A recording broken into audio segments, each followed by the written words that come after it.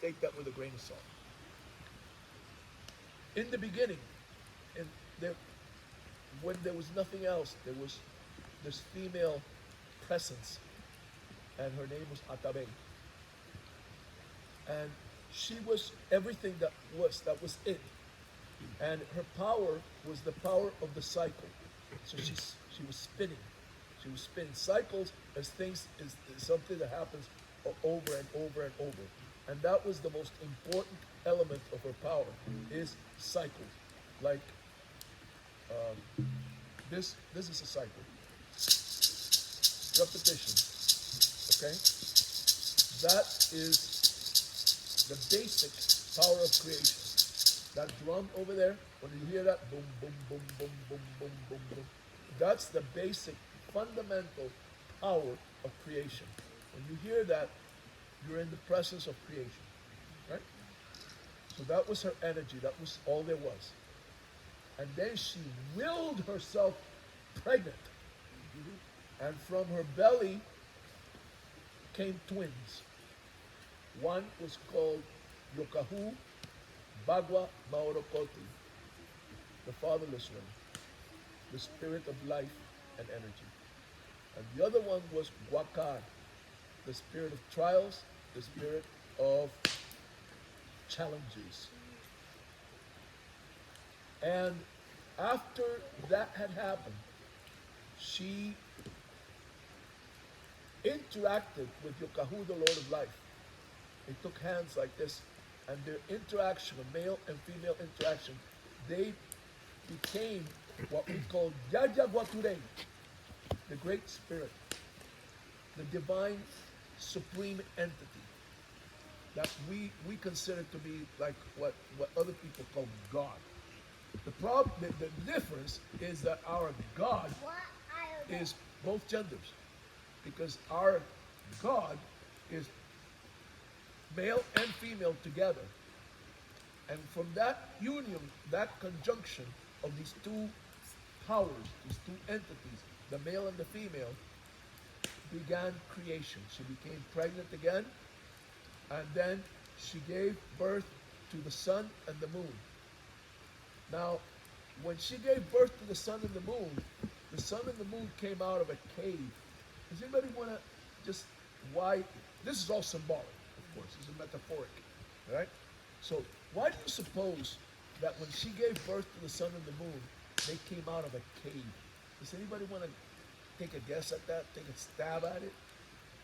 The representation of like a womb, like a womb, because it's dark. Yeah, it came out. Caves are kind of like a womb, okay? But it's a little bit deeper than that. You're right about that. But it's a little bit deeper than that. I mean, what is a cave? What is a cave fundamentally? It's what? Dark. It is dark. It's sheltered. Now we're getting closer. It's a hole in the what? Earth. It's a hole in the earth. It's a hole in the earth. That's the fundamental nature of a cave.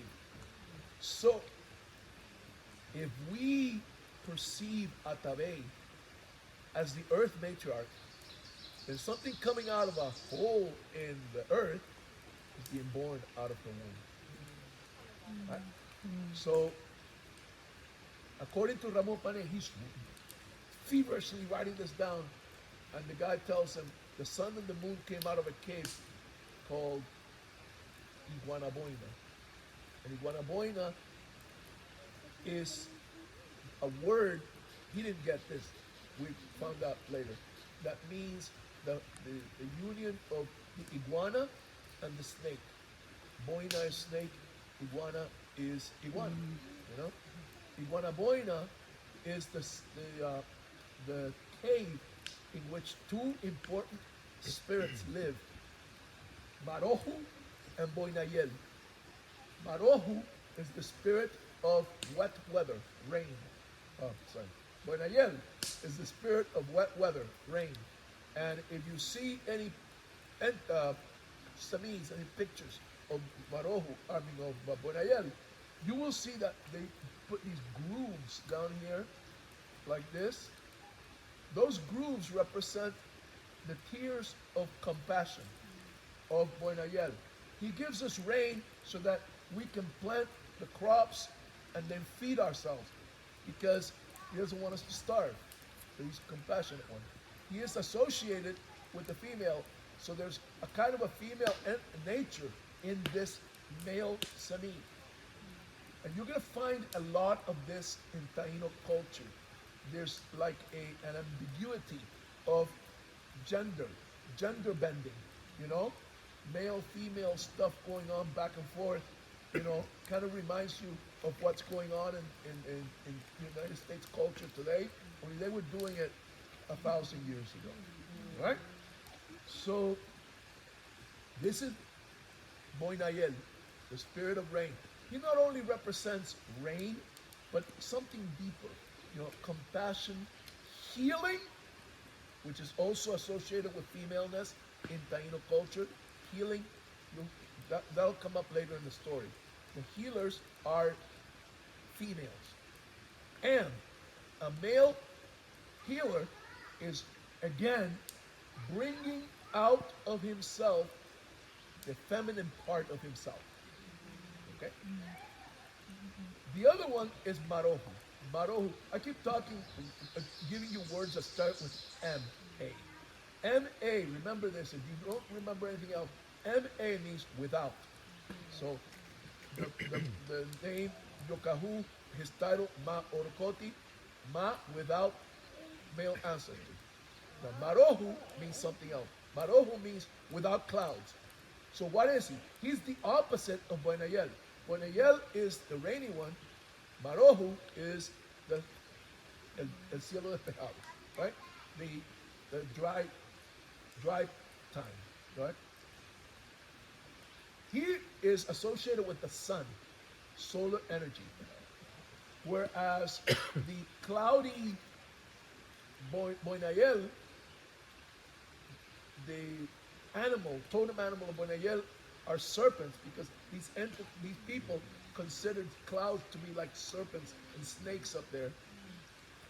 Marohu's animal is the iguana.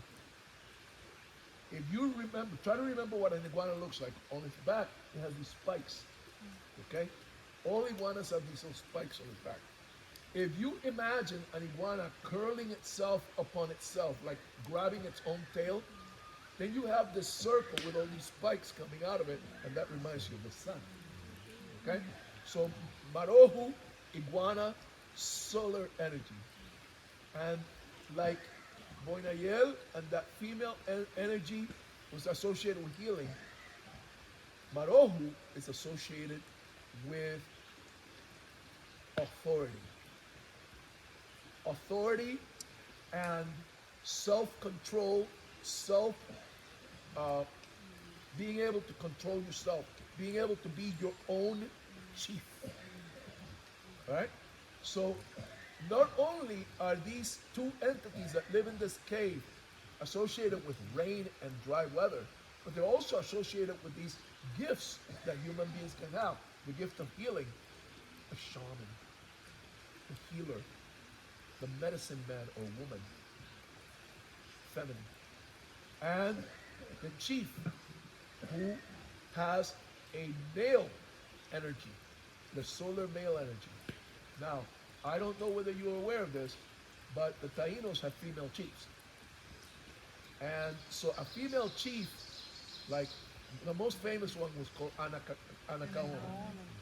And that's the most famous one. I know that song. Anacaona.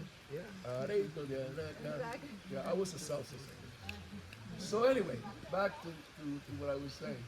So Anacaona is a chief. But when she did that, what is she pulling out of herself? The masculine energy. Because, like I said, there's a lot of gender bending going on in Taíno culture. So when she has power over what is being done in her community.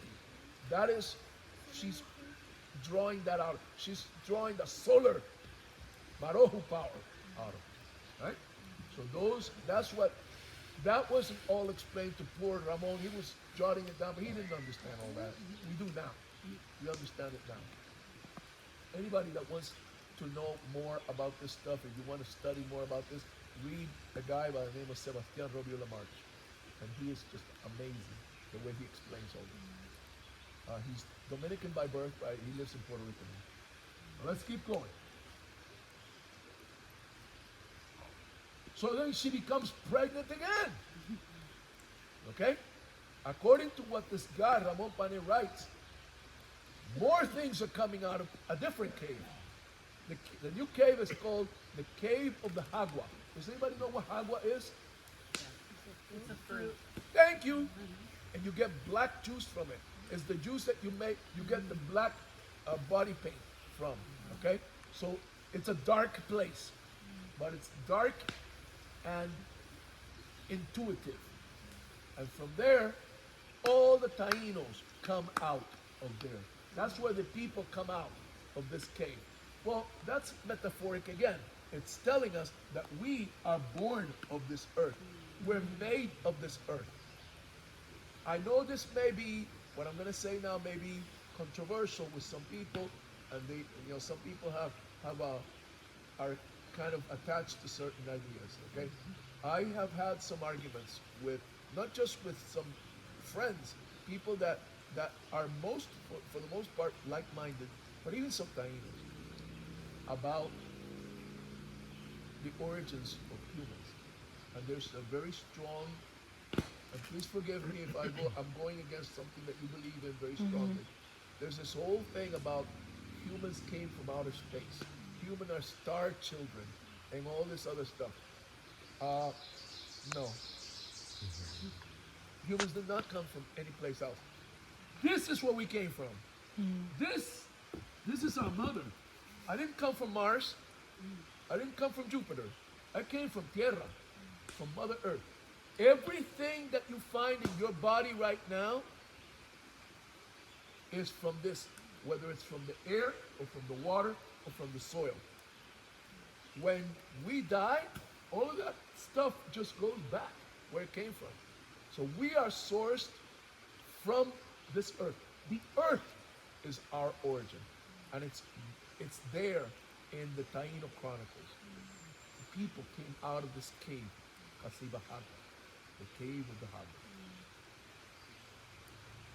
They didn't tell, or maybe he didn't have enough paper to write it down, but the Taínos actually believed that everything had come out of these caves.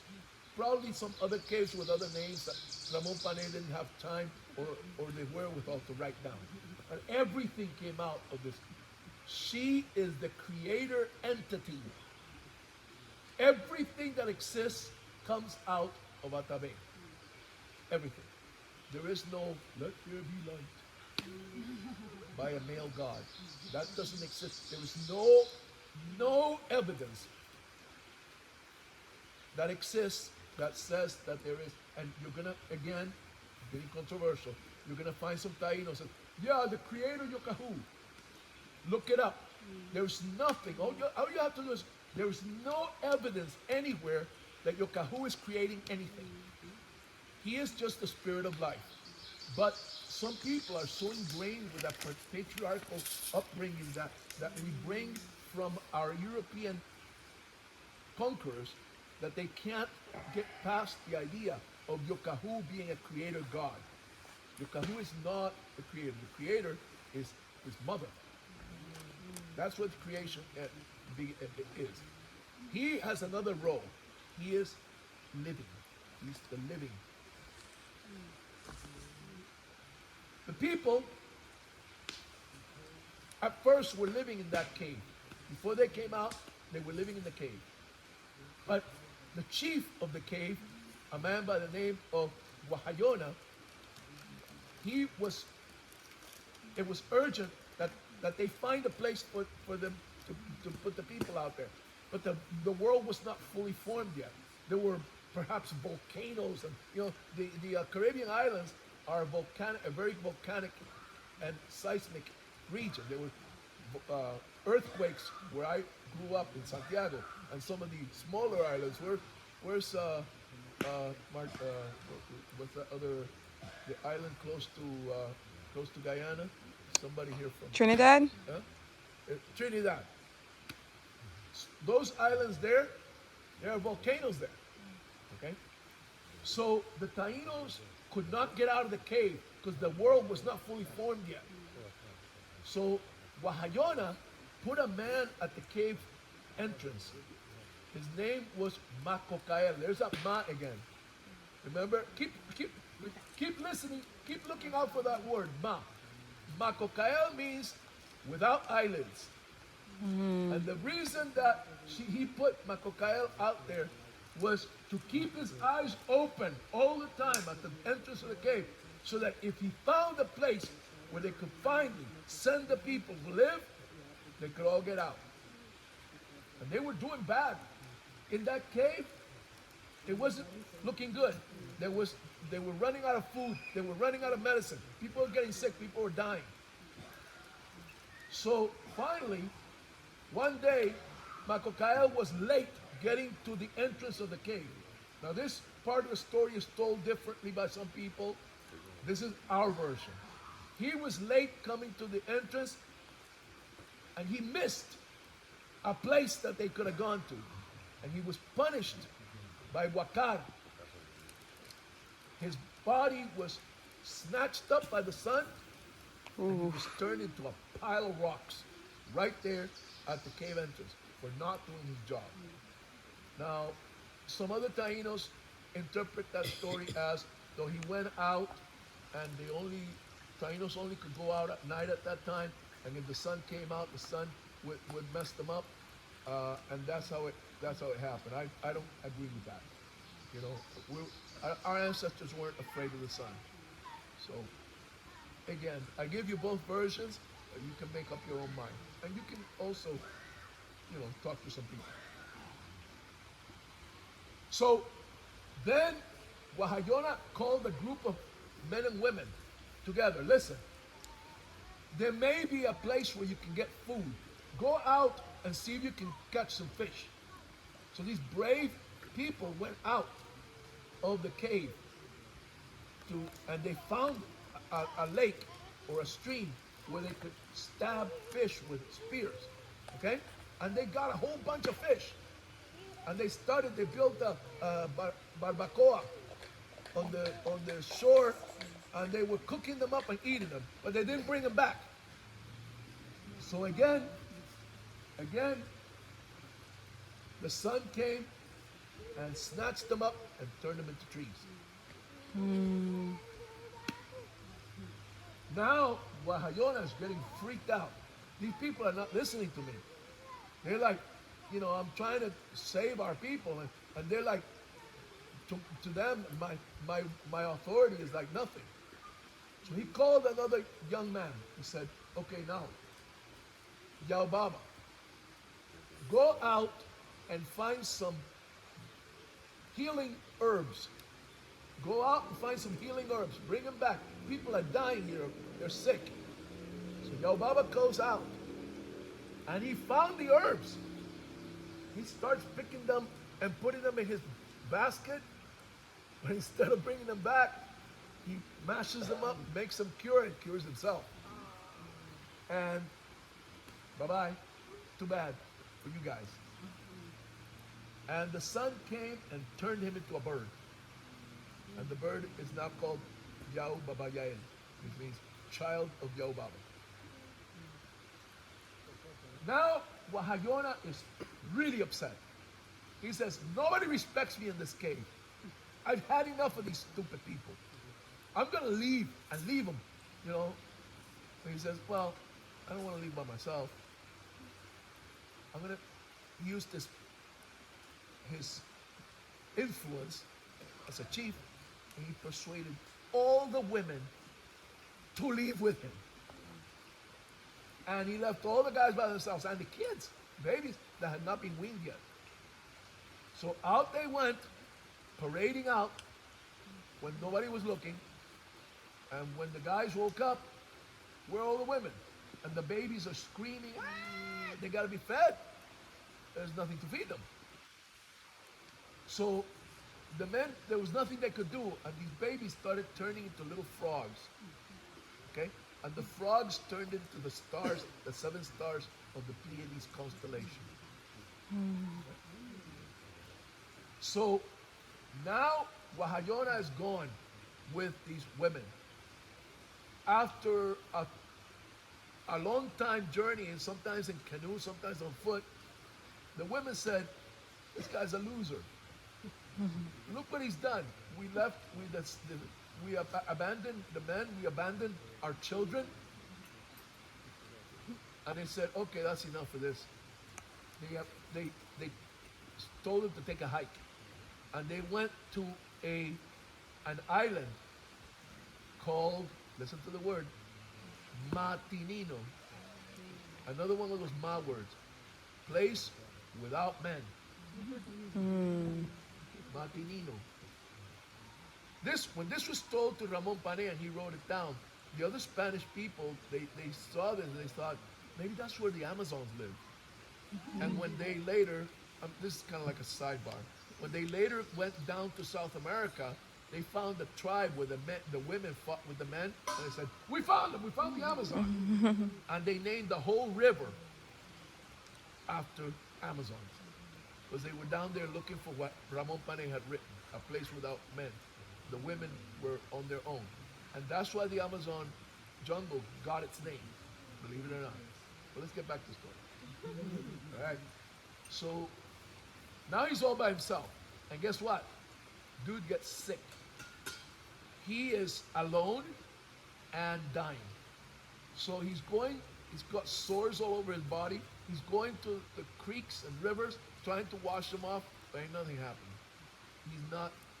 He's close to death.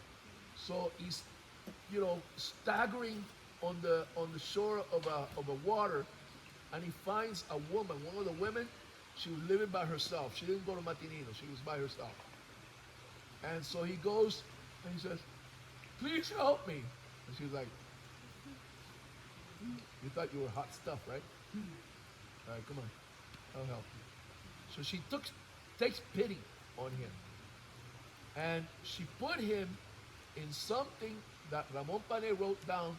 They told him was a guanara, and in that guanara, she healed him. Now, let me tell you this. There is a tradition all over Central America and Mexico of healer women using what they call temazcal. And the women are called temazcaleras. The temazcal is a healing structure in which you put a sick person, usually one at a time. It's a little different from the way most people doing in North America. It's like group, but they do one person at a time. And they heal them with branches, with herbs.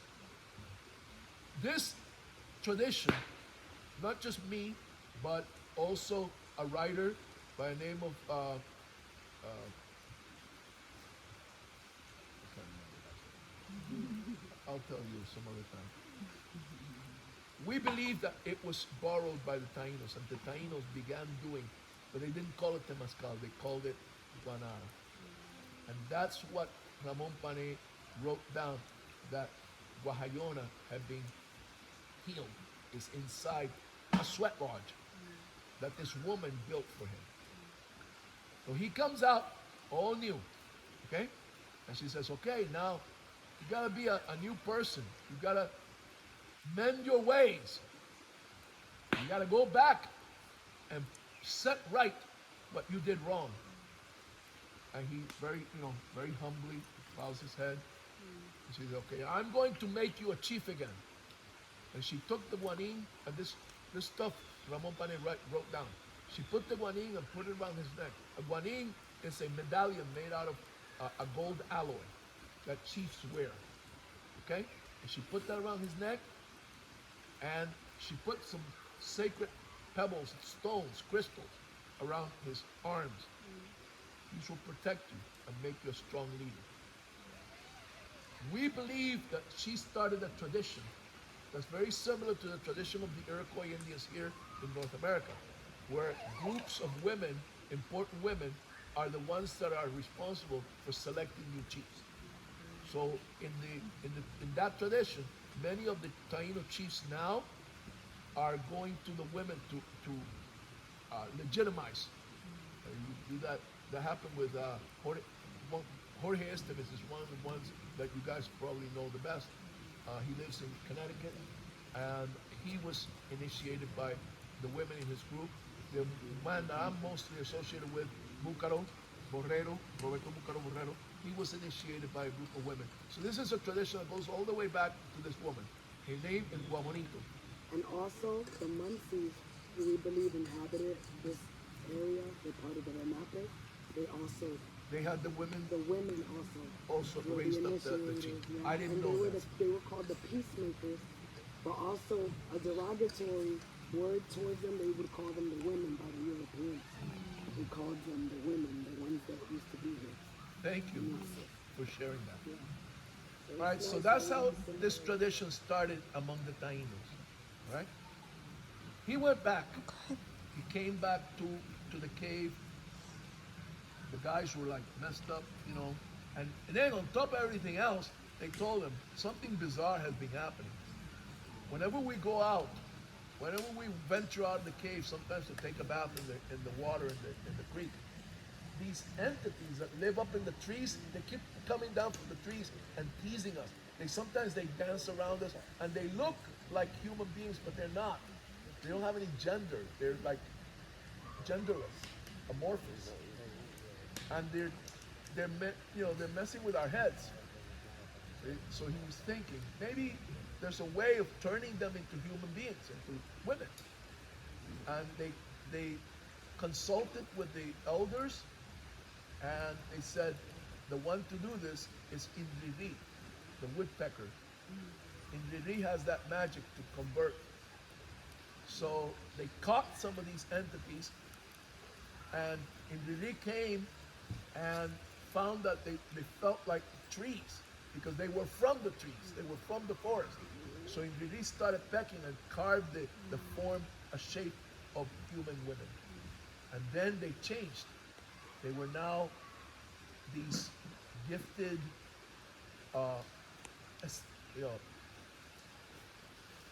people, and they became the women of the tribe. And they brought the wisdom of the forest, just like Guabonito had healed Guajayona. These women all came with that wisdom of forest medicine and herbs, and they brought it to the tribe. So they brought that wisdom to the people. People did not have that before. Remember, they didn't have any, the medicine, people were dying. And so now they had healers. Eventually, some of the women taught some of the more gifted men who could bring out this female energy from inside them. So some of the men became healers too. Finally, the people left the cave.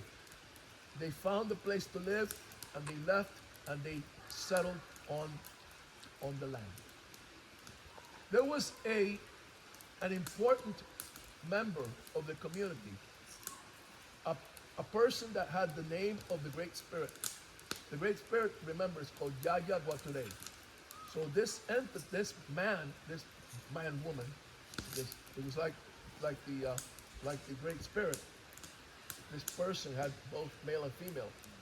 It's like what they call a hermaphrodite. He was husband and wife at the same time. This person was called Yaya Lokuo. And Yaya Lokuo had a child, a boy, called Yayael, child of Yaya Lokuo, child of Yaya. And child of Yaya, Yayael, was always arguing with Yaya, always getting into trouble, it was always a problem. And Yaya got fed up and told Yayael, leave, I'm gonna kick you out of here for 4 months. And Yayael, what are you doing? You're gonna kick me out of the house? Yeah, because you're a pain. And now Yayael has to go out for 4 months living on his own, which he had never done before. So finally, when he comes back, Yaya he came back at night, and Yaya didn't know. He thought that it was something dangerous. And they met in the darkness, and Yaya accidentally killed Yayael. So when Yaya realized that Yaya had killed Yayael, Yaya was overwrought with with sadness. Yaya did the funerary ceremony of the Taínos, which include taking some of the bones. They used to inter the body. Sometimes they would dig up the bones like a year or 2 years later and clean them and put them in these gourds and hang them from the. That was still happening when Columbus came to the Caribbean. They were still putting bones, little bits of bone, in these gourds, higuera gourds. The what are they, calabash? Is that what they call it? Calabash. Hikara, right? So they were hanging them from the ceiling of the house, and he did that. Well, something interesting happened. Remember, I told you that the Taínos believed that dead people could turn into fish and into bats. Well, all those bones turned into fish. And one day, Yaya brought it down, and he looked at it. There's fish in the gourd. So that was it, the word got around. Now at that time, there was a woman called Itiba Kahubaba, who is actually a human manifestation of Atabe. Itiba Kahubaba got pregnant. Now we in the Caney circle believe that we can add to that story from our own intuition. All that Panay wrote is that she was pregnant. They don't know how she got pregnant. So in my opinion, she actually had a husband, and she was Atabe, but she turned into a human woman and lived with him. She got pregnant just so she could have this child. And then she told him, and this is the part that we're adding, okay? Look, Ramon Panay didn't hear this, but we're adding it because we talked to our ancestors. The ancestors talked to us in dreams, and they told us, they filled in the missing part of the story, okay? So we believe that she came, she cohabited with this man, and then when she had the babies, she said, I'm going to leave. I'm going to go back. And the way that she was going to back, she died in childbirth. So the human Atabe, Itiba Kahubaba, dies in childbirth. The spirit of Atabe goes back to where it's supposed to be, and now we've got these children. 4 of them. 4 children. They were born cesarean section. Itiba Kahubaba died during childbirth, so they had to cut her belly and pull these 4 babies out. These 4 babies, only one had a name. There's a reason for it. His name was Deminan Karakarakol. These 4 babies grew to be real knuckleheads. Okay? They would get in trouble all the time, and mostly it was teasing and bothering older people. They would come to the house of an older person and start messing with it. Hey, I want some food. Give me some food. And they would take the food, whether they had been given permission or not. Very disrespectful. So they heard about the fish in the gourd that Yaya had, and said, we got to go there when Yaya's out in the fields tending the plants and see about this gourd. So they waited until Yaya left and was in the fields, and they sneaked into Yaya's house and brought the gourd down.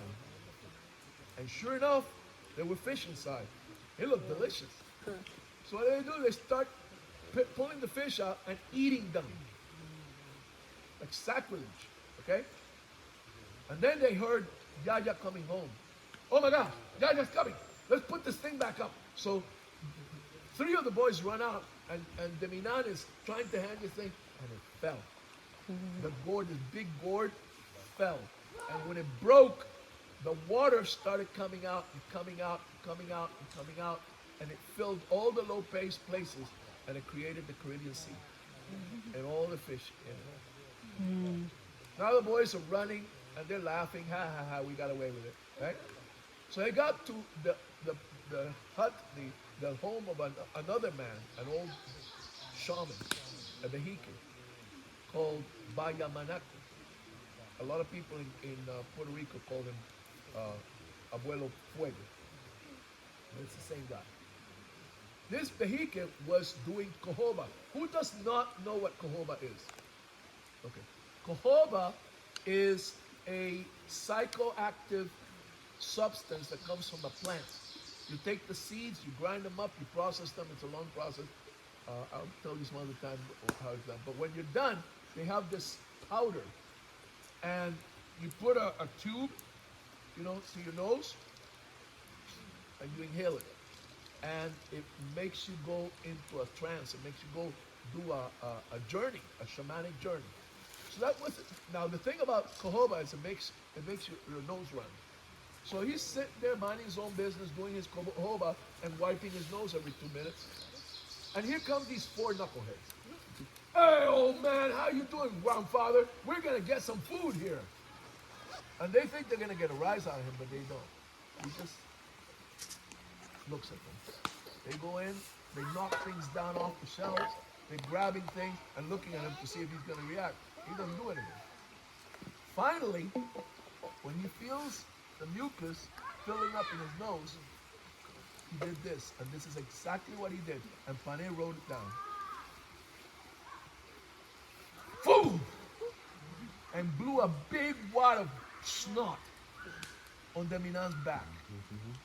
It had all this cojoba in it. Okay? Now, Deminan is like, you nasty old man, you gross old creep. What is wrong with you? What did you do that for? Hey, that feels funny. Well, he had put a spell on that. And his back is now, and now it's hurting. Now it's really going crazy. It's really burning. And he's screaming. And his brothers are like, what's the matter with you, Deminan? That old man did something to me. He did some witchcraft. It hurts, it hurts. So they look at his back, and his back is swelling. It's beginning to swell, and a big hump is coming out. And he's like, do something, do something. And they run out of the hut. Well, what are we going to do? What are we going to do? Do something, it hurts. And he's rolling around on the ground. So finally, one of the brothers says, well, let's open it up. No, don't do that. So they hold him down. Ah, what are you doing? And they get a knife, and they cut this. Now it's gotten this big, the hump, the big bump on his back. They cut it, and he's screaming. Ah! Now, when they cut it, it starts to move. And now the boys step back. The thing is squirming, and out of the gash, blood and pus is coming out, and then this thing comes out from the back of Deminan. It's alive. It's a turtle. I can't believe you guys have to research this stuff. You gotta learn this stuff. This is Taíno legend. The turtle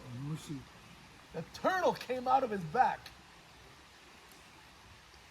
Now, again, Ramon Panet doesn't know what this means, but we do, because our spirits have told us. Turtle represents compassion. It's something that's associated with the femaleness. And these guys have been imprisoning that emotion and would not let it come out. So they were stifling this feminine energy that they should have allowed to come out, compassion. And now Bayamanako had made it come out. And as it came out, they all of a sudden felt this real weird feeling like, whoa, and then they started uniting, because actually they were only one person. That's why there only was one name. They were a multiple personality disorder entity. And when Bayamanako did that, he healed them and became one whole human being. And his head now was on straight. But it had to take that painful experience. Now, Turtle turned into a woman, a beautiful woman. Kawama.